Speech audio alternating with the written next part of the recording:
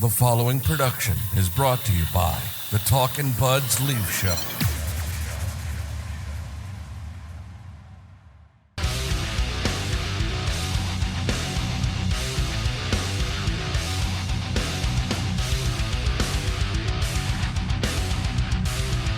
Here we go, Talkin' Buds Leaf Show, episode 250. A momentous occasion.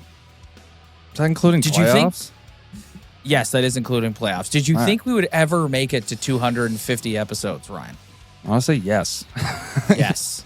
Yes, because we just plow through and we don't look back. 100%, and that is our motto here at the Talkin' Buds Leaf Show. We are consistent. You are going to get content from us every week. We might not hit the regular days that we say we're going to hit, but you can rest assured you're going to get 2 episodes a week from us. And here we are. We're at episode 250. And man, oh man, do we have an interesting conversation topic that today's episode is going to be centered around. I always like to reference the days where I knew nothing about SEO and I would just make titles that were cutesy and thus no one could ever find our episodes. And if I was still doing that, I would probably call this episode The Elephant in the Room. Because there is a big elephant in the room with the Toronto Maple Leafs right now, and it is how the power play and the team in general, actually the power play, Mitch Marner, and the rest of the team in general have looked since Auston Matthews has been out of the lineup. Yeah, definitely Mitch Marner 5-on-5 as well. I would also include that. The Leafs power play, as I pull it up right here, is 7 for 11 since Auston Matthews has been out of the lineup. Mitch Marner looks like a completely different hockey player since Auston Matthews has been out of the lineup. And I think we should say right off the bat, you and I are not going to come in hot with some ridiculous take of this team doesn't need Auston Matthews or this any of the struggles are Auston Matthews' fault. But I think what we want to do is we want to try and drill down and find the reason why the team looks the way it does without their superstar player. Yeah. Well, do you want to go? You want to go first with your reason, or do you want me to go first with mine? You go first with your reason. Well, I don't know. I've really thought about this, and the thing I totally forgot about until I got reminded this week was the fact that they got back into that Boston series without him as well. Like I sometimes I have a bad memory and I forget about that, and hearing and just remembering that, I was like, wow. And then they look good in all these games and they win. And I'm just sitting here being like, what is different? And to me, the only thing that makes sense is just when he's out there, he's just such a presence. And obviously he's one of the best goal scorers in the league, that maybe the focus when he's on the ice and on the power play and is on the top line with Marner is just, everyone maybe goes out of their way too much to force feed this guy the puck and short shift themselves opportunities themselves, because Mitch Marner is all of a sudden scoring goals. Like I've said a couple episodes ago, I think this guy could score 40 goals in the NHL if he really wanted to. And now he's attacking the net. He's not on the perimeter as much. I actually think he's more involved defensively, weirdly. Yep. And then on the power play, like, again, I thought they were due. And I think if Matthews was still in the lineup, I don't know if they would have continued to be on the streak they were on. But facts are facts. And I just think guys are just creating opportunities for themselves. And now we're actually attacking the net. So I think the only thing that really makes sense is just when he's out there, there's just this, I don't know, this underlying thing of just, we need to force feed him the puck to get him his cookies. And since he's been out, it's like everyone's just creating for themselves, and it just looks a lot more like winning hockey, like putting the puck on net and going to the net and getting rebounds and like, look at Nylander's power play goal last night. When's the last time they had a power play goal that looked like that, where a guy actually just went coast to coast, found some open space and ripped it home? I mean, the Habs awful defensive coverage, but I think that's the only thing that makes sense if I really think about it. You're right, because if like traditionally on the power play, they cross the blue line and then they all take forever to get it set up. They all move the puck around really slowly. They're all trying to set up some beauty sauce. And yeah, like you look, I think Mitch Marner, if you boil it down, Mitch Marner is a singular example of what we're talking about here. I don't know how you can watch Mitch Marner over these last 3 games and still argue with me that he and Matthews are best suited playing together. If that is your take and that's how you feel, then I don't think you're an objective observer. I think you're just an emotional fan who's a fan of these guys and likes seeing them play together. Because I'm sorry, like the proof is in the pudding. He looks completely different for all the reasons you just mentioned. And it really stands out how much time he spends force feeding Auston Matthews. And when they're out there together, it's like he's whole singular focus. Like you've heard me complain about him in the past with the stopping short and the swirly twirly. It's like he does that because he's trying to feather a beauty sauce to Auston Matthews. And when he's out there without him, it's like I said last week, or last episode, it's Mitch Marner's version of north-south. Like he's not a direct physical presence, but he has his own version of the way Berube wants the team to play. And you're seeing it in these last 3 games. Driving, like to me, it's like he's out there for the first few weeks of the season. You're watching him and you're going, he's not really making anything happen out there. He's just kind of out there. Like, yes, he makes great defensive plays and he's very good on the PK, but offensively, he's just kind of there. He's not really driving plays, not really making anything happen. And now it's as if when Matthews goes out, he refocuses and takes on kind of a leadership role himself. And then it just becomes less about, like I said, force feeding Auston Matthews and more about who's open. How can I get them the puck? If nobody's open, I'm going to shoot it myself. It's just, it's night and day. Yeah. And it's hard to make sense of it. Like even sometimes when I'm thinking about it or speaking about it, it's just like, it's hard to make sense of it because he was getting points when Matthews was in the lineup, but it's just, I don't, like you can look at any analytic or whatever, but if anybody's been watching the games without Matthews in the lineup, like he's continuing to get points, but he just seems like he's impacting the game at a different level overall, addition to getting points. It's really interesting. If he's wants to get paid the money that he's going to ask for, he needs to play like he's playing right now. And everybody in the organization needs to take a step back after what they've seen here and go, maybe we need to split these 2 up. Yeah. Like maybe it's best, like it only makes, this is what drives me nuts about the people who are like, well, Matthews says they want to play together and why wouldn't you put them together? It's like, it actually makes way more sense to spread your talent out throughout your lineup. And they had a moment like this last year when Marner was out and Domi played with Matthews and it looked really good. And then when they came back, the organization went, maybe we'll keep Domi and Matthews together and try Marner somewhere else. And I think the reverse of that is happening this year. I think it's like, I don't necessarily know if you're getting the best version of Mitch Marner. It's so funny how it really goes to show when these guys are out there, how much of it, it's like, yes, you practice, you play systems, you're trying to be aware of where you are positionally, but it really shows how much of it is instinct and how much these guys play on instinct and how much circumstance dictates how they play. And because if you're Mitch Marner, it's like, okay, well, if I've played really well these last 3 games without Auston Matthews, maybe I am forcing it too much, but realistically, when Matthews comes back, he's going to go right back to doing what he was doing before because that's just instinctually how he plays when he's with Matthews. Yeah, it's going to be really interesting. It's almost a blessing in disguise that this happened because you're right. The exact same thing happened last year, but it was Marner out instead of Matthews, and they came back and yeah, you're right. They did go with that other philosophy. It's like let's keep Domi up with Matthews. So I don't know. We'll see when he gets back, but I think this has been almost a really good exercise in terms of what we've been talking about in terms of lines and. Yeah, like I don't know. I don't care that Auston Matthews wants to play with Mitch Marner. Like I actually don't give a shit, man. Thank you. I don't care. Thank you.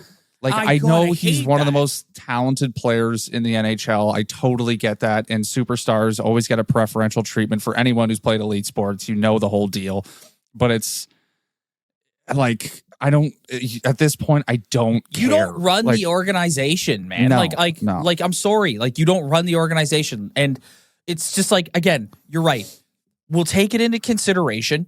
But when the proof starts to be in the pudding like this, I'm sorry. Like, figure it out. You don't need Mitch Marner. You're the high until Draisaitl's extension kicks in next year. You're the highest paid player in the league. Yeah. You don't need a guy on your wing feeding you pucks. You should be driving your own line. Like, sorry.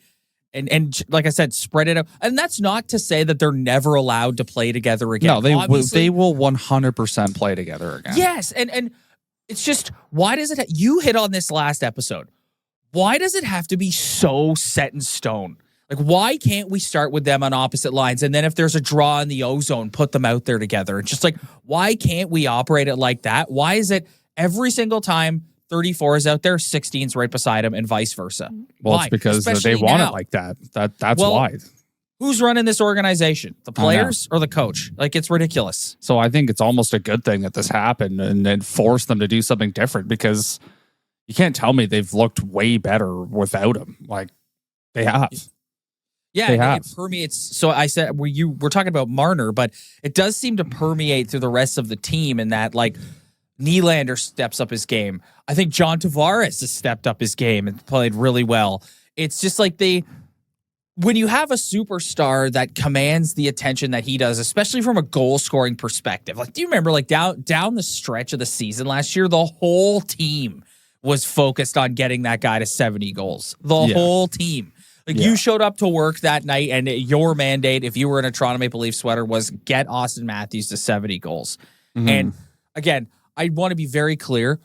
You and I aren't sitting here saying Matthews is a problem. We're not sitting here saying Matthews is an issue. None of that. What we are saying is, I think the organization needs to take a look in the mirror about how their mindset of how they play when he's in the lineup and make some adjustments. Because they've played, like we talked about, on our last episode earlier this week, I was like, they've got a big stretch here against Atlantic Division opponents, and look what's happened. They beat the Bruins, they beat the Red Wings, they beat the Habs.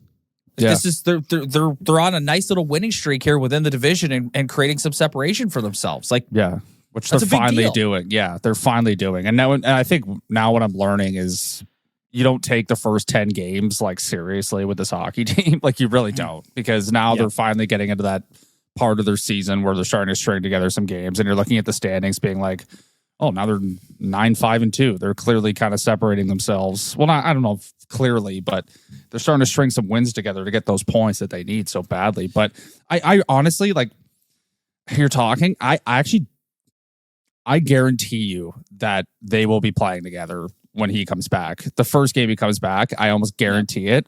Only because if you look at that third line, it's because I don't want to break up Nylander and Tavares together. That's been forced chemistry for 2 years that hadn't worked, and now it's finally working.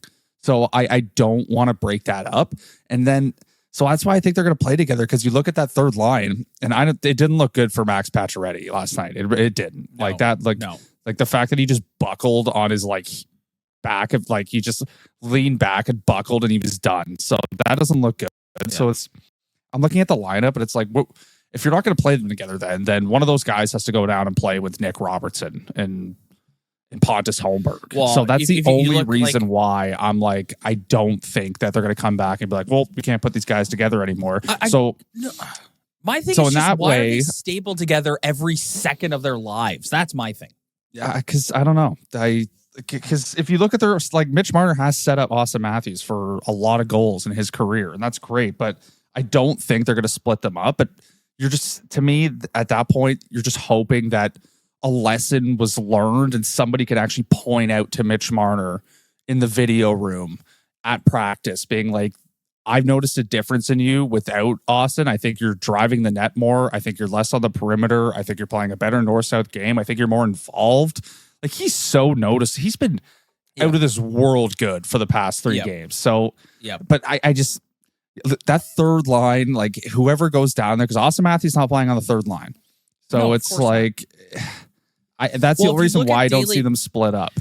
So I've got the daily face-off here in front of me. So, like, if Pacioretty's out, do you move Domi over to the wing with Tavares and Nylander when Matthews comes back and put him back in the middle? Because putting Max Domi as your third-line center with Bobby McMahon and Nick Robertson doesn't work. It does not work. Yeah. Like you have to put Max Domi is a guy that can be very effective for you if he's put in the right situation. And we've talked about this.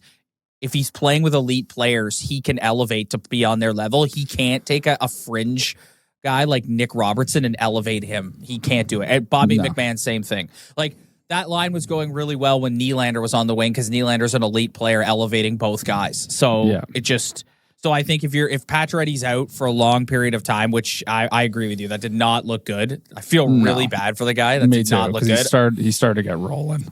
And he was just, I really like the physical aspect. We talked about it in the last episode. I really like the physical aspect of his game. I would consider moving Domi to the wing there with Tavares and Nylander. And just you're on the wing and just force Pontus to be a third line center or move Camp up to the 3C and move Pontus down to the 4C. Yeah, I don't think that's going to solve anything. So I just, but you have to you can't put Max. I just don't think you can put Max Domi back at 3C. You can't do it. He's not effective. No, he's not. And so they're just missing, like, if Nick Robertson was just like a little bit of a better option than that third line, you could really spread it out. But it's like, McMahon really hasn't gotten going. I'm looking at their lineup and I just don't think that they're going to put Mitch Marner down on the third line to play with Bobby McMahon and Pontus. No. So I think when Matthews comes back, he's going to draw back into that number one spot. But hopefully they can just Mitch Marner can just keep what he's going, especially on the power play too. Because if you actually look at the games, their 5-on-5 production's actually gone down. But I'm totally fine with that because they're awful, dreadful, disgusting power play that I couldn't watch for 10 games. That was pathetic. Is all of a sudden just firing on all cylinders. And that's how you could win in this league, is having good goaltending and good special teams. So yes, I don't know. Maybe I don't know. It is the fact, like, what do you see when you watch the power play? Like Berube was talking about it yesterday and he's like, we're simply just throwing it at, he basically was like, all we're doing is we're just moving it to the net with more authority. Yeah, exactly. Like we're putting pucks on net. Like you'd say this all the time about how like hockey's actually a pretty simple game when you boil it down. Yeah. And it's like you take a big fucking horse like Matthew Nyes and put him in front of the net and everybody just fire pucks on net. Yeah, I think the power play goals that stick out in my mind is the one that Marner banged in the other night, where the confusion between who scored, him and Tavares. Like Marner just enters the zone aggressively, creates some space for himself, throws it on net, goes to the net, gets a rebound. Like, when do you ever see that happen? And then against the Habs, William Nylander takes it end to end. I know the Habs are very brutal defensively and have awful coverage, but finds open space for himself and fires it on net. Like, those are two power play goals. I never see them score because they were in this habit of getting in the zone and just trying to make 500 passes along the perimeter and not getting any opportunities towards the net. Like, now it's just like, I don't know, maybe he's just followed in the right direction. I don't know, but they've scored some different looking power play goals where it's like, hey, it looks like they've kind of gotten into a more aggressive mentality because they're really talented players. And when they get the opportunity to make a play and shoot the puck, like, they could put it in the net. Today's episode of the Talking Buds Leaf Show is brought to you by Game Time. Rob, the girlfriend and I just got a place right downtown. And since we've been down here, I've been to a couple Jays games. I've been to some concerts. And for a fact I'll be in the building for a couple Leaf games this season. And anytime I need to grab tickets to an event, I use Game Time. I recently used Game Time to grab some tickets for you and me to go see Creed at Scotiabank Arena in November. I'm getting warmed up. I'm getting excited. Home and now. All right. If you keep going, they won't want to do business with us anymore. All right. I digress. I'll save my Scott Stapp impression for another time. Yeah, it's probably a good idea. GameTime has a new feature called GameTime Picks that makes getting tickets to see your favorite teams play live even easier. GameTime Picks filters out the fluff to show you only incredible deals on great seats, so you don't have to waste time searching through thousands of tickets. GameTime Picks curates and makes it easier to save more on sports, concerts, comedy, and theater. They've got my favorite feature, which is called Seat Views, where you can get a panoramic view of your seat in the app before you buy. Take the guesswork out of buying tickets with GameTime Picks. Download the GameTime app, create an account, and use code THPN for $20 off your first purchase. Terms apply. Again, create an account and redeem code THPN for $20 off. Download GameTime today. What time is it? Game time. What'd you think of Joe Woll? I thought it was a good game in terms of like, you know, they always struggle against the Habs. Like they and again, they like anytime they play anyone. The Habs are awful. Yeah, the Habs are awful. Yeah, anytime they play anyone in their division, I'm like a little worried. But yeah, the Habs they're defensively, they leave some serious gaps and if you give this team the opportunity to play with time and space, we all know what they can do. If you're in November and you give the November goats time and space. Yeah, you're right. They are November goats. Yeah, they are. This is the greatest November hockey team that's ever lived. It's true. You were talking about that earlier, about like, I'm not going to take the first 10 games too seriously. It's like, well, yeah, we're into November now. Like, we're literally watching the November goats. Yeah. If you look back, they have solidified themselves a playoff position in November pretty much every year because they're just the goats of November.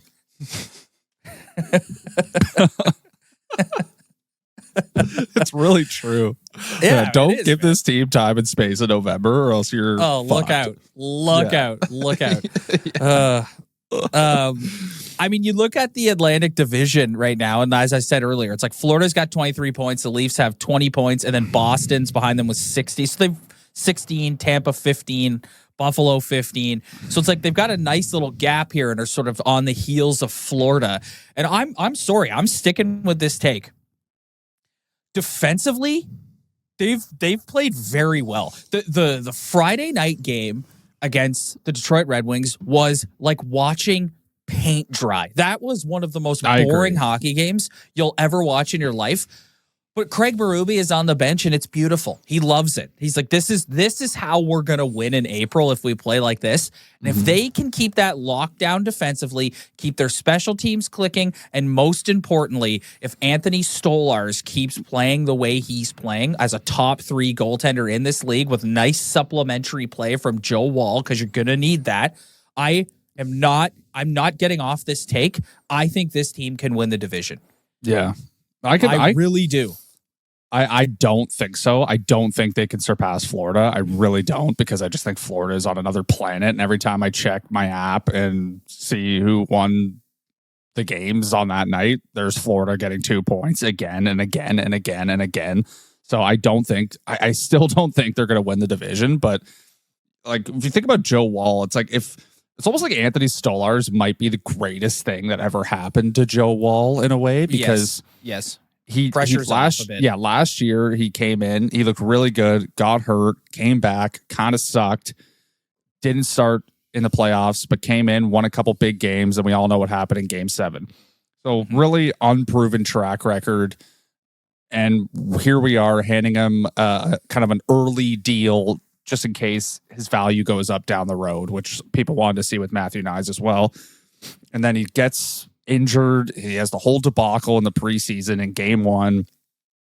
And now Anthony Stolarz has come in, who is a way more veteran guy, also hasn't been a starter in this league, but has been around the league a lot more and was a part of an absolute wagon of a franchise last year and saw what it takes to win. So I'm watching Anthony Stolarz being like, if this guy could like be number 1 for 2.5 cap hit, and just be the guy who you're going to throw in big games, it's almost better to take the pressure off Joe Woll, to be like, yeah, you're not the number 1 anymore, but now you can like slowly ease yourself back into this season and just pray that you don't do the splits in a game and pop your hammy again. So he needs to.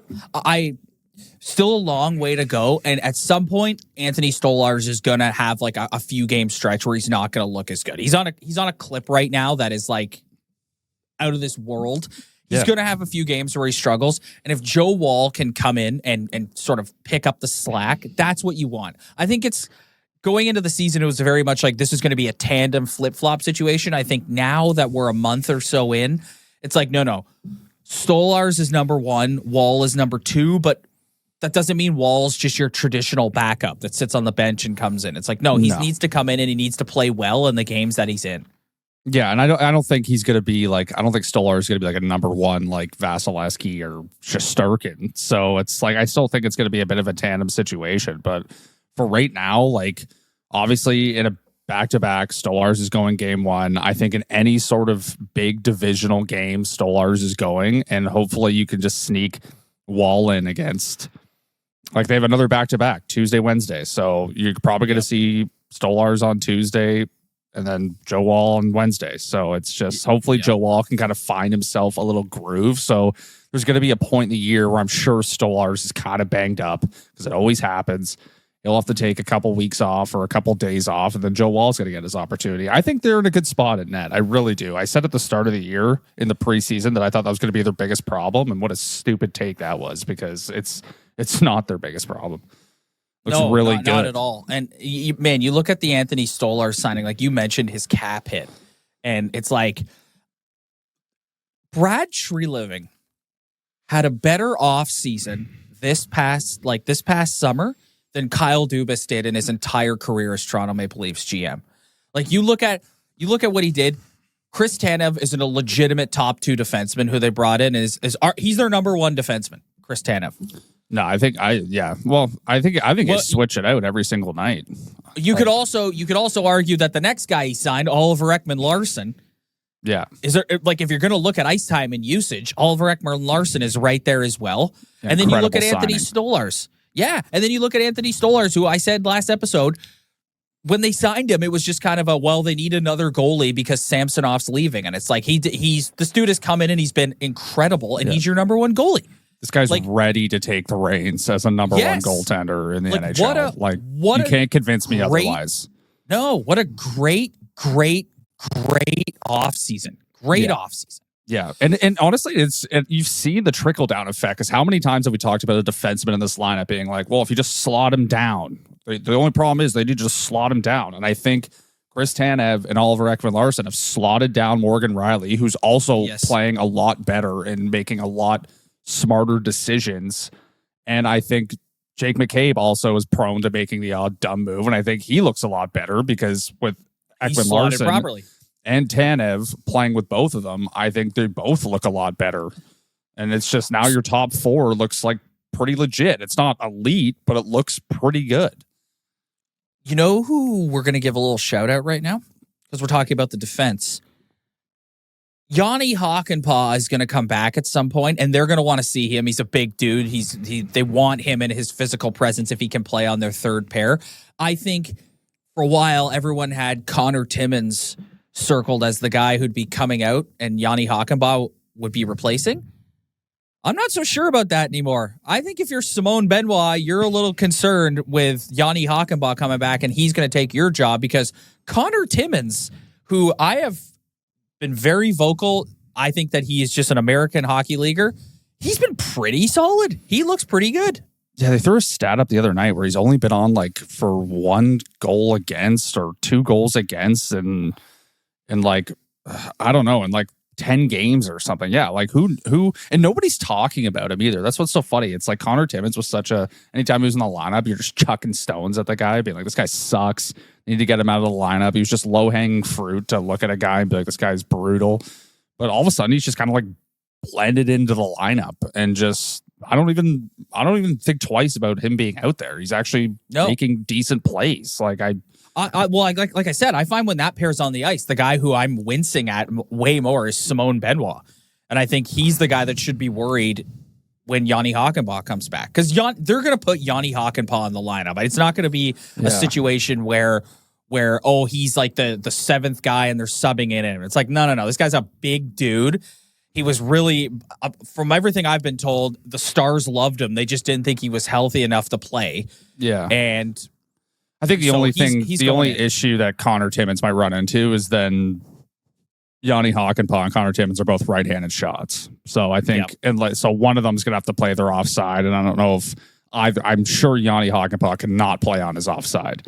So it would be up to Conor Timmins to switch to the other side, and then you got to handle passes on your backhand in your own zone, and that takes a kind of a different skill level. So I think that'd be the only thing working against Conor Timmins. But I don't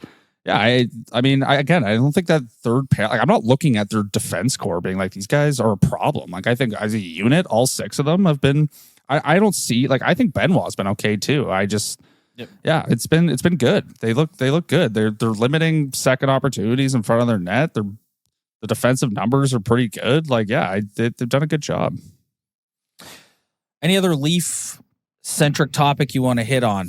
Yeah, I want to, like, Max Pacioretty going down. Like, again, this is why every single fucking episode I always say, this is why I don't cry about, I know we always spent the whole first episode talking about the first line, but like, there's so much discussion about lines going into the season.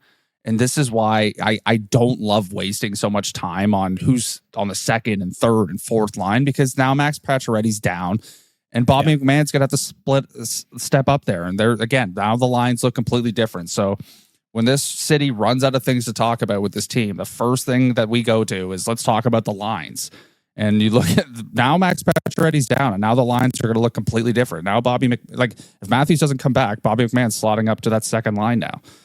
So it's just like, let's not spend so much time talking about lines all the time, because Max Pacioretty goes down and now the lineup looks different. Fire up the division standings there, and let's take a look just quickly around the league at all the different divisions. Like, you look at the Atlantic Division, and you got we talked about the Leafs and the Panthers at the top of it, and then you got the Bruins who are seemingly. I'm sorry, I'm not falling for this again. I'm not writing off the Bruins. Do I think that they are the powerhouse they've been in previous years? No, they're not. Like, that much is clear. But this team's making the playoffs. Like we're not, like, everybody relax with the Bruins are done. Like, that's ridiculous. I think the only thing that's interesting about the Bruins is their -12 goal differential. Like, that is not Boston Bruins hockey. That's really not. That's the shocking thing. It's like the Lightning +4, Sabres +4, Senators +4, and then the Bruins are -12. Like, that is not Boston Bruin hockey. So the Bruins also strike me as a team that if they continue to struggle along here, I don't think it's going to bode well for Jimmy Montgomery. Yeah, and then if they remove him, they'll get a new coach bump and they'll be right back at the top of the Atlantic. I think I just think there's little signs with them, like the goal differential, and then like against Ottawa, they didn't get a shot on net for over an hour. Like, that is not Boston Bruin hockey. Right. Like, You're that, right. Those are like the little signs where it's like, they're in it. Like, they're 7-7-2, and you look at the rest of the division, like everyone's like the Senators, Sabres, Lightning, Bruins, even the Red Wings. Like, all those teams are like still within distance of winning a couple games and kind of putting themselves in a better position. But they're -12, and then you get a shot for an hour against the Ottawa Senators, who are also suspect defensively at times. Like, that's weird, man. That is weird. That's not Boston Bruin hockey.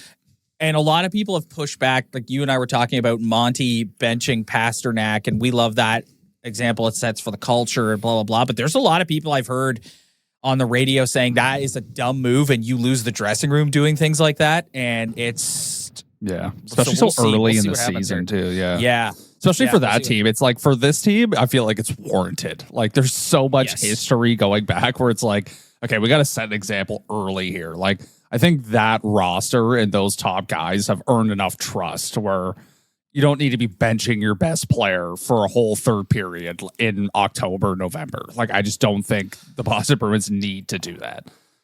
The Metropolitan is really interesting. And with respect to the Eastern Conference in the last few years, it's been the Atlantic. The Atlantic is a wagon. The Atlantic. But, I mean, you look at the Metropolitan and you've got the regular season GOAT, Sheldon Keefe, has got his team at the top of that division with 22 points. And but they've played a lot of games. the resurgence of the Washington Capitals. Yeah, and Obi's year, just coming up. scoring like an animal too. Yeah, like if you look at the 4 teams, like that's a 4-team race. And those, like if the Capitals play the way they're playing, and I think everyone, and you're right, the Devils have played more games than everybody else, but I think everyone expected them to be a much improved team this year. Like that's a 4-team race in that division. I think the bottom 3 teams are like night in that division. Like Yes. the Pens, the Blue Jackets, the Flyers, like that, like they're done. Like the Pittsburgh Yes. Penguins are. I don't know how long Kyle Dubas is gonna have a job there either, because you watch Erik Karlsson play hockey and it's like, this guy sucks. This guy's awful. But here's listen. I am all for throwing stones at Kyle Dubas, but Sidney Crosby needed to move on. Like Sidney Crosby re-signing to stay there. Like it was time for them to turn the page and have him go somewhere else, like go to Colorado or something and try and win a Stanley Cup. And he didn't do it. And it's like they should have moved on from him and traded him and got some assets back. And really, that team needs a bottom out, like full scale. Yeah, they need to go back to what they pick. were before they got Sidney Crosby. They need to do what the Chicago Blackhawks are doing right now, like right down to the basement and work your way back. And Sidney Crosby didn't want to leave, and it's like that's really nice that you're sentimental and you want to spend your career. And like I love Sid. Like, I absolutely love Sid. I think Sid's the GOAT, but like, dude, like I just kind of in my mind in the offseason, I was always like, I feel like Colorado would be a good destination for him. Like McKinnon's there. It's his buddy. Like, that's a great place to go and try. Or else would be a good destination for him. Toronto Maple Leafs. Yeah. Yeah. But I would even give Dubas shit. I would give Dubas and that whole organization shit for even last year going to get Erik Karlsson. It's like, what are you doing? Like, this guy's eating up $10 million a year cap, and he sucks. Like, I know he got over 100 points with the Sharks. I get it, but he was on the worst hockey team of all time. Just, I don't know, maybe it's a good year. He got the puck a lot. We know he's talented, but like that organization is tone deaf right now. Well, and I guess like the mentality when they signed Karlsson is you're trying to squeeze one more cup out of Crosby, Malkin, and that group. But they're not good. Someone needed to be smart enough to look at it and be like, these guys, we're not good enough to do this. And why going to get an aged defenseman who is like and you already have one. Like Letang is also an aged defenseman. Like it's just the old guys club. And it's like I've seen that around all pro sports when you try to put together a bunch of veterans who've been good or have won in the past, and it doesn't work. It doesn't. Also, trusting Kyle Dubas to surround these guys with the players they would need to go on a long playoff run. Kyle Dubas like comes in and is like, where can I find every 5'8", 160-pound skilled forward that I can? Like, let's go get Mike Bunting. Yeah, exactly. Let's go get Mike Bunting and Nola Chari. Yeah, that'll do it. That'll do it. Yeah. That organization is in for a tough haul, man. Are you buying the Winnipeg Jets? I'm buying them in the regular season, but I think they're leafy. They're a bit leafy, yeah. Yeah, they're leafy in the playoffs. Like Connor Hellebuck enters the playoffs and he stinks every single year. So I think this is an incredible start. They look really, really good on all sides of the puck. I think they're winning games in different ways. Obviously, their goaltender is a Vezina candidate in the regular season, and right now would win the Vezina if the season ended today. But yeah, we've seen him get in the playoffs and he stinks. So they're another team where it's like, okay, they've already made the playoffs, like barring an absolute disaster. Like the buffer they've created for themselves in that division. It's like all of a Colorado also like has had a weird start too. So but again, get in the playoffs, they got to prove it. And then you got Nashville, Barry Trotz threatening to just start the rebuild. That was a weird quote, man. They're 15 games in and Barry Trotz is just like, I'll kickstart the rebuild right now. Yeah. After he went out and got a bunch of guys to like go all in and try and win this year. Yeah. But again, you look at their lineup, it's like, here's another couple dudes who are just like older veteran guys. And the Pittsburgh Penguins are kind of an example too, where sometimes it just doesn't work. Like Ryan O'Reilly and Steven Stamkos are not on the front nine of their careers. Like it's just, no, they're not. I don't know. Pacific Division, this one surprises me when I look at it. You got the LA Kings leading this division at 9-4, the Golden Knights right behind them. Then you got the Edmonton Oilers right smack dab in the middle at 7-7-1, -8 goal differential. You've been pointing out the goal differentials. I don't know, man. The Oilers are the Oilers one of those teams where you're like, when all's said and done, they'll be there in the end, and then it's all about what Connor and Leon are going to take them in April? Yeah, 100%. Because they play the Canucks last night and they win 7-3. I think the only team that's capable of beating them in a playoff series in that division is the Golden Knights. Yep. I just look around that division. They beat the Kings every single year in the playoffs. They're going to beat the Canucks. And then the rest of that division is just like not very good. So I think they just got to get in, which they will. And I think the Golden Knights are the only team that can beat them in that division in the playoffs. All right, buddy. I thought it would be a good time to do a little around the league. So there you have it. You mentioned the schedule. The Leafs have a back-to-back this week, a Tuesday, Wednesday, finishing off their Atlantic Division run here against the Ottawa Senators and following that up against the red-hot Washington Capitals. Yeah. So we'll be back. I haven't decided if we're going to do a Wednesday night post-game or if we'll be back sometime on Thursday. You can we'll figure something out. We'll be back at least one of those times. So if you want to join us for that, hit that like and subscribe button below. If you're listening to the audio version, like, subscribe, review, all that fun stuff. Follow us on our socials. Karen, you're ready to jump in there. Yeah, I keep you on your toes. Yeah. Follow us on our socials. Links to those are in the description below. Spread the word. Tell your friends. We really appreciate it. We'll see you guys later this week.